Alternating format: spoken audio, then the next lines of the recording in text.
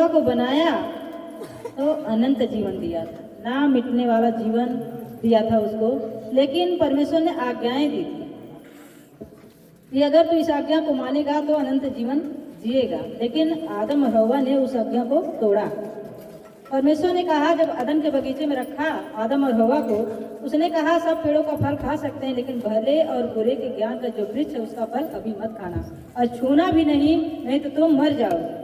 लेकिन सर्प जो शैतान को, इब्लीस को दर्शाता है, इब्लीस जो एक सर्प का रूप धारण करके उसके शरीर में प्रवेश करके हवा को बहकाया, क्योंकि वो जानता था कि अगर मैं आदम के पास जाऊंगा तो आदम को अधिकार दिया गया है, क्योंकि उसके नथनों में परमेश्वर ने अपना श्वास फूंका है, इसलिए मैं पकड़ा जाऊंगा।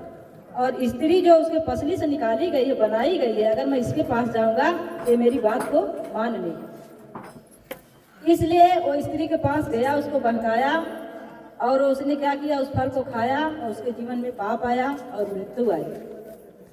परमेश्वर ने जब दोबारा आया उसे मिलने के लिए आदम हवा से, उसने पुकारा और वो लोग बगीचे में अपने तन को ढक करके जो है इधर उधर छुप रहे थे। क्यों?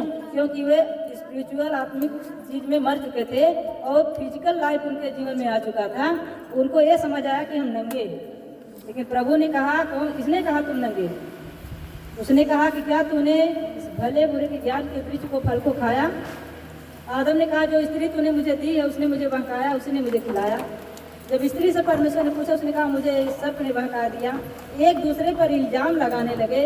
अगर अपने गुनाह को शायद मान लेते तो परमेश्वर उन्हें माफ कर देता, लेकिन वे एक दूसरे पर इल्जाम लगाने लगे। इसके बाद परमेश्वर ने सर्प को श्राप दिया।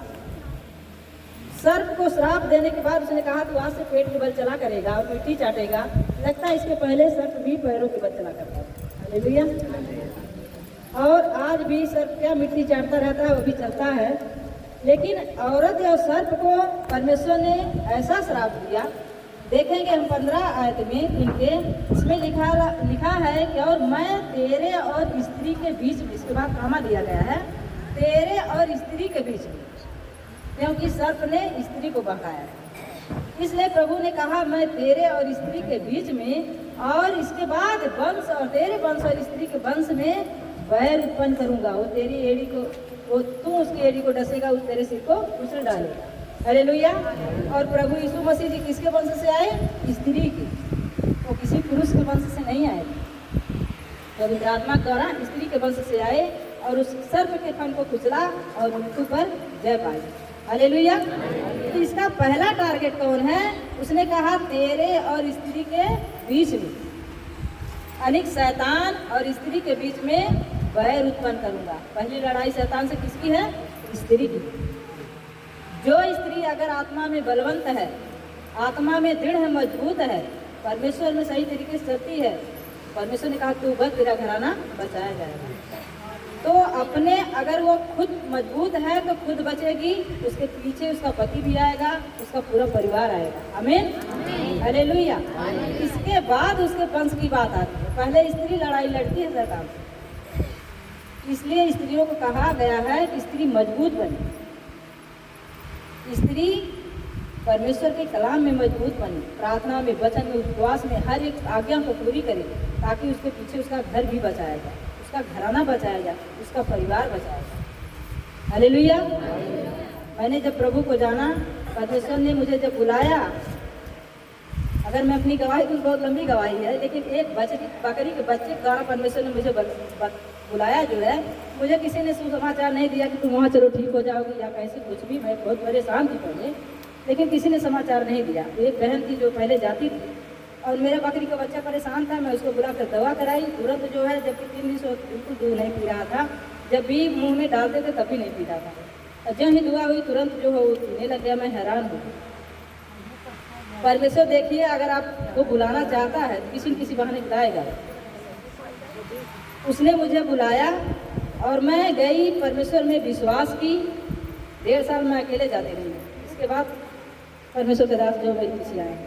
इसलिए कहा गया, अगर आप मजबूत होंगी, आप परमेश्वर के कलाम पर चलेंगी, एक दिन आपका घराना भी बचाया जाएगा। आमीन। हर एक स्त्री को मजबूत होना है। अगर आप मजबूत हैं, आप सर के फन को कुचलने में सामर्थ्य हैं, उसको कर सकती हैं, तो आपका वंश भी उसके फन को कुचल डालेगा। आमीन, हालेलुया। हमें दृढ़ बनना, मजबूत बनना है और अपने घराने को बचाना है। आमीन, हालेलुया। आपको समझ में आया कि स्त्री क्यों परेशान रहती है? शैतान पहला टारगेट क्या है? शैतान का स्त्री है। इसलिए हर घर से, हर तरह से, हर बीमारी से स्त्रियां परेशान रहती हैं। इसलिए परमेश्वर का कलाम कहता है, स्त्री जो है हर एक चीज से, हर अपने चाल चलन से, हर स्वभाव से अपने आप को बदले और परमेश्वर की अधीनता में रहे। पहला परमेश्वर की अधीनता, दूसरा अपने पति की अधीनता। हालेलुया। पहला समय किसको देना है? परमेश्वर को, इसके बाद पति, इसके बाद पूरे घर परिवार। हालेलुया। तो हमें इस कलाम के द्वारा सीखना है कि हमें प्रभु में कैसे बढ़ना, अपने घर घरानों को कैसे बचाना, अपने वंश को कैसे बचाना। जो काम हम करेंगे वही हमारा बच्चा भी देखेगा तो भी वही करेगा। हम अगर शैतान को कुचलेंगे तो भी शैतान को कुचलेगा। हम अगर असमर्थ हैं, हम भी कमज़ोर हैं, तो हमारा नस्ल भी क्या होगा? कमज़ोर होगा, तो भी शैतान को कुचल नहीं पाएगा। हमें दृढ़ बनना, मजबूत बनना है और सर के फन को कुचलना है। हमें जयवंत होना है और अनंत जीवन में प्रवेश करना है। आमीन, हालेलुया। परमेश्वर इस वचन के द्वारा सबको आशीष दे। आगे का समय जो है दान का है।